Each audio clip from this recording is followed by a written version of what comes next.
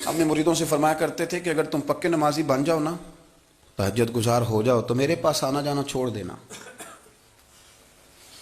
عرض کی حضور کیوں؟ فرمایا میں تمہارے اور رب رسول کے راستے میں رکاوٹ نہیں بننا چاہتا، اور میرا مقصود ہے تمہیں وہاں تک پہنچانا۔ جب پہنچ گئے تو پھر میری ضرورت ختم ہو گئی۔ ہاں کبھی وسوس آئے، شک پیدا ہو، تکلیف ہو تو آنا، ورنہ میں نہیں چاہتا کہ میں رکاوٹ بنا رہوں۔ تم اللہ اللہ کرو، اس مالک کو راضی کرو۔ میرے رسول پاک علیہ وسلم نے فرمایا بندہ اللہ کے سب سے قریب اس وقت ہوتا ہے جب وہ سجدے کی حالت میں ہوتا ہے۔ کس کے قریب ہوتا ہے؟ اللہ کے سب سے قریب ہوتا ہے۔ وہ بڑا نیڑے ہے رب کے، بڑا قریب ہے، اس لیے کہ وہ حالت سجدہ میں۔ وہ جب سجدے کرتا ہے نا، اس کی بارگاہ میں جب جھک جاتا ہے، آپ ذرا سجدے کی کیفیت دیکھیں نا، زبان بھی یہاں ہے، آنکھ بھی یہاں ہے، کان بھی، عقل بھی، ساری اس نے سارا کچھ رکھ دیا سجدے میں۔ آپ وہ کبھی پیچھے جائیں تو دیہاتوں میں کہا جاتا تھا ناک سے نکیرے نکالو، بہت بڑی سزا ہوتی تھی نا، ناک سے نکیرے نکالو، بڑی سزا ہوتی تھی۔ تو اس نے کہا مالک مجھے کسی نے کہا نہیں، پر دیکھنا میں نے رکھ دی ساری عقل سجدے میں، اور رکھ کے کہا کیا؟ سبحان ربی یا اللہ، اللہ میں پست ہوں تو اعلیٰ ہے، اللہ تو میرا رب ہے اور تو سب سے اعلیٰ اتنا۔ اور فرمایا جب یہ اس کیفیت میں ہوتا ہے تو پھر یہ اپنے رب کے قریب ہوتا ہے۔ کثرت عبادت، نوافل۔ ہمارے ہاں عمرے کی قرآن اندازی محفلوں پہ ہونے لگ گئی ہے، حالانکہ حدیث سے ثابت نہیں۔ میں دوستوں سے کہتا ہوں جائز ہے، کرنی چاہیے، عمرے کی قرآن اندازی جائز ہے، پر کسی حدیث میں نہیں آئی کہ قرآن اندازی کرو عمرہ کرو۔ حدیث میں قرآن اندازی یہ آئی ہے کہ نبی پاک علیہ السلام نے فرمایا تمہیں پتہ چل جائے نا پہلی صف کا ثواب کتنا ہے، تم قرآن اندازی کرو۔ عمرے کی قرآن اندازی کا تو پوسٹر چھپتا ہے، تو یہ والی قرآن اندازی کب ہونی ہے؟ ہونی چاہیے کہ نہیں؟ حضور نے فرمایا تمہیں پتہ چلے کہ اس کا ثواب کتنا، تو تم قرآن اندازی کرو، تم قرآن ڈالو۔ جب آپ نماز پڑھ رہے ہوتے ہیں، جب آپ کا مصلی آباد ہوتا ہے، صلاح الدین ایوبی ایک بزرگ سے ملاقات ہو گئی، بیت المقدس پر قبضہ تھا عیسائیوں کا، تو صلاح الدین بڑے پریشان تھے۔ وہ بابا جی کہنے لگے پتر کیا ہوا؟ کہنے لگے حضور پتہ چلا ہے دشمن کے 2 بحری بیڑے اسلحہ لے کے آ رہے ہیں، مسلمان پہلے ہی کمزور ہیں، اور اب اگر 2 بحری بیڑے اور آ گئے تو حضور مسئلہ بن جائے گا۔ تو میں پریشان ہوں کہ کس طرح یہ کم مسئلے والی ہماری فوج ہے کیسے مقابلہ کرے گی۔ تو بابا جی کہنے لگے پتر اس طرح کرنا، آج رات تو بھی دعا کرنا اور میں بھی کروں گا، تو بھی دعا کرنا، آپ ناراض نہ ہونا، ہم تو پیروں والے ہیں، ہم تو پیروں کے نوکر غلام ہیں، ہمارا تو گزارا ہی نہیں، ہمیں تو ملتا ہے سارا کچھ وہاں سے۔ پر میرا سوال یہ ہے کہ تعویذ لینے جاتے ہو نفل کیوں نہیں پڑھتے؟ رات اللہ اللہ کیوں نہیں کرتے؟ یہ بھی تو ہمارے بزرگوں کا ہی طریقہ ہے، انہوں نے تو ہمیں سکھایا ہے۔ صلاح الدین ایوبی سے بزرگوں نے کہا کہ رات آج نا اللہ اللہ کرنا، تو میں تیرے لیے دعا کروں گا، تو بھی دعا کرنا۔ تو بندہ جب دکھی ہوتا ہے تو سجدہ کرتا ہے، تو پھر ہی تو مصلی بھیگ جاتا ہے، پھر ہی تو مزہ آتا ہے۔ سکھی بندہ تو کعبے جا کے نہیں روتا، دکھی تھے، تکلیف تھی، تو سر رکھا سجدے میں تو تڑپ گئے۔ اور وہ بابا جی کہتے ہیں میں مسجد آیا تو صلاح الدین چیخے مار کے رو رہا تھا اور کہہ رہا تھا مالک میں کوئی اپنی شان کے لیے تو نہیں نہ لڑ رہا، اللہ کو میں کوئی قبضوں کے لیے تو نہیں لڑ رہا، مالک تیرے لیے لڑ رہا ہوں، مجھے بے آبرو نہ کرنا، میری مدد فرمانا۔ کہتے ہیں میں آیا تھا کہ مسجد میں دعا کروں گا، پر صلاح الدین ایوبی کو روتے دیکھا تو میں لوٹ گیا۔ تو سویرے صلاح الدین ملے تو بڑے خوش تھے۔ میں نے کہا پتر کیا ہوا؟ کہنے لگے حضور وہ بحری بیڑے 2 آ رہے تھے نا اسلحہ لے کے، دونوں ڈوب گئے پانی میں ڈوب گئے۔ تو بابا جی کہنے لگے صلاح الدین وہ پانی میں نہیں ڈوبے، وہ تیرے آنسوؤں میں ڈوب گئے، وہ غرق ہو گئے۔ وہ جو تو نے مصلی بات کیا تو وہ تیرے آنسوؤں میں ڈوب گئے، وہ غرق ہو گئے، وہ تباہ، اتنے قیمتی تھے تیرے آنسو کے بہا لے گئے دشمن کے بحری بیڑوں کو۔ میرے بھائی ٹھیک ہو گیا جی، میرے عزیز سمجھ لیں اس بات کو ہمیشہ کے لیے، اور اس پر غور کرنے اچھے طریقے سے کہ میرے رسول کریم سید عالم صلی اللہ علیہ وسلم نے نا ہماری توجہ دلائی، حضور نے ہمیں بتلایا، ہمارا ذوق بڑھایا عبادت کی طرف۔ ایک صحابی تھے حضرت ابو فاطمہ رضی اللہ تعالیٰ عنہ، یہ ترمذی شریف کی حدیث ہے۔ نبی پاک علیہ السلام نے فرمایا ابو فاطمہ قیامت کے دن مجھ سے جلدی ملنا چاہتے ہو کہ دیر کے ساتھ؟ تو کہنے لگے حضور کون ہوگا جو دیر سے ملنا چاہے گا، ہم نے تو جان دے دی وعدہ دیدار پر۔ اعلیٰ حضرت فرماتے ہیں جان دے دی وعدہ اور نقد اپنا دام ہو ہی جائے گا۔ مجھے لگتا ہے کہ یہ سودا نقد و نقد ہو جانا ہے، چونکہ ہم نے جان دے دی وعدہ دیدار پر۔ آپ نے وعدہ کیا تھا کہ مریں گے تو پھر زیارت ہوگی، تو مر گئے ہم زیارت کی خاطر۔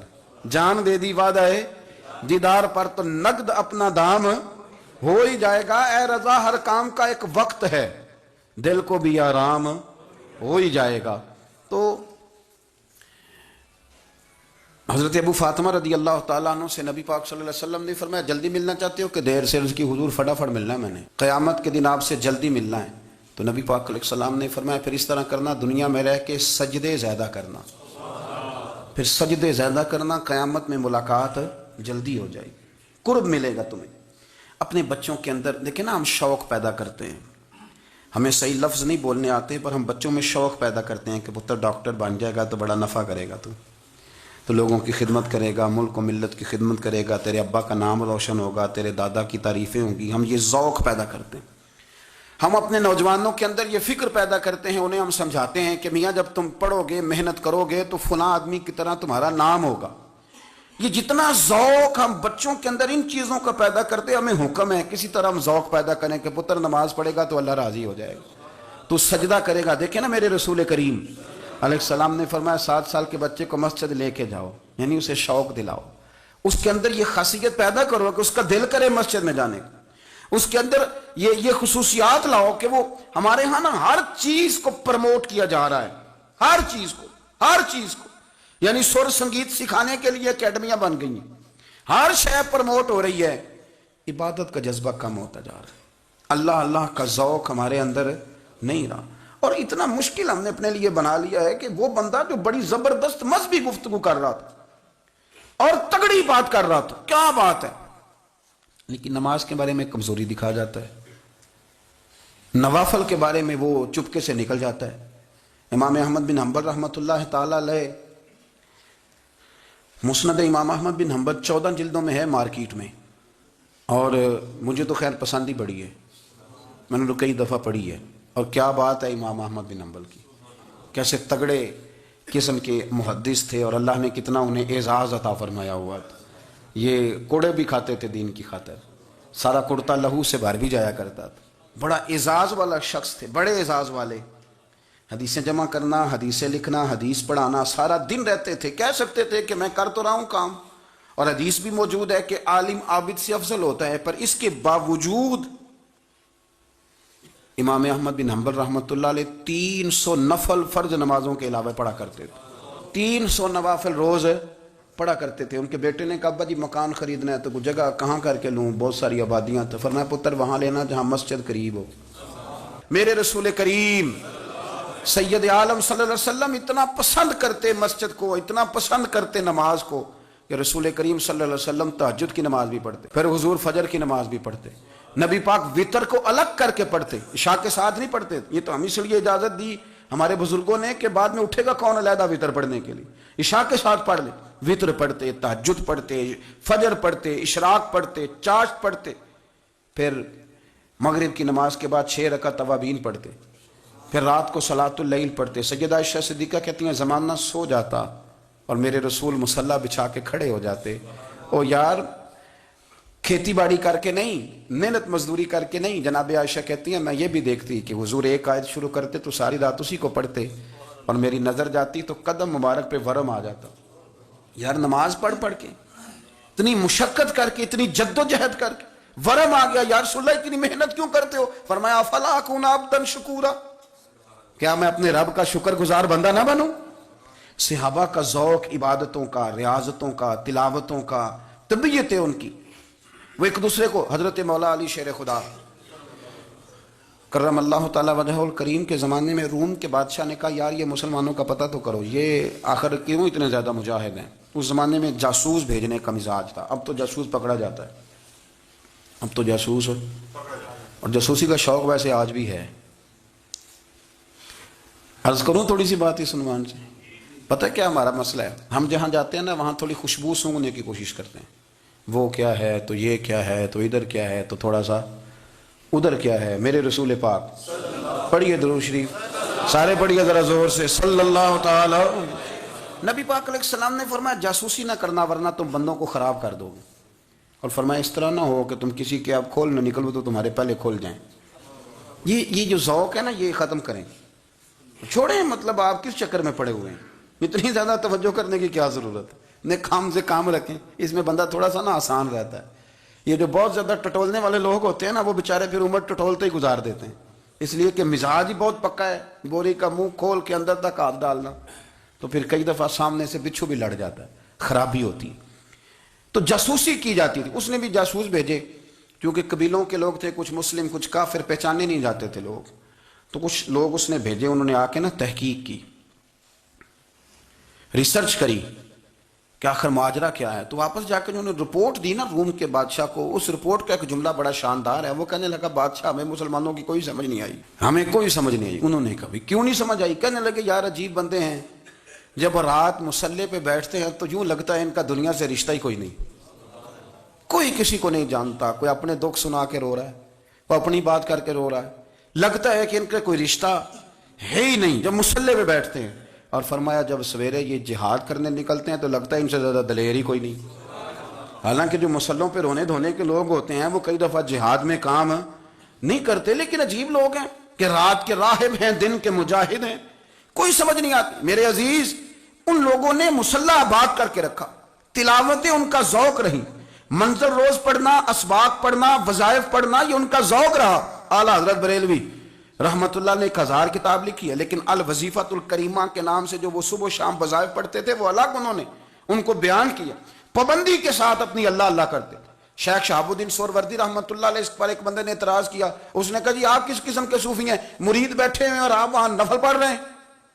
یہ بھی بڑا مسئلہ ہوتا ہے نا, جو بندہ ملنے آتا ہے وہ اپنے ٹائم کے حساب سے آتا ہے, اور پھر اس کا یہ بھی خیال ہوتا ہے کہ پیر صاحب جو ہیں وہ چونکہ درویش ہیں تو نہ انہیں روٹی کھانی چاہیے نہ سونا چاہیے, چونکہ وہ درویش ہیں, اور ہم چونکہ درویشوں کے ماننے والے ہیں لہذا ہمارا یہ طریقہ ہونا چاہیے کہ جیسے ہم کہیں درویش ویسے ہی کر جائے. حالانکہ جس کو آپ درویش کہیں گے آپ اس کی مانیں گے, آپ منوائیں گے نہیں, تمہارا مزاج ہوتا ہے.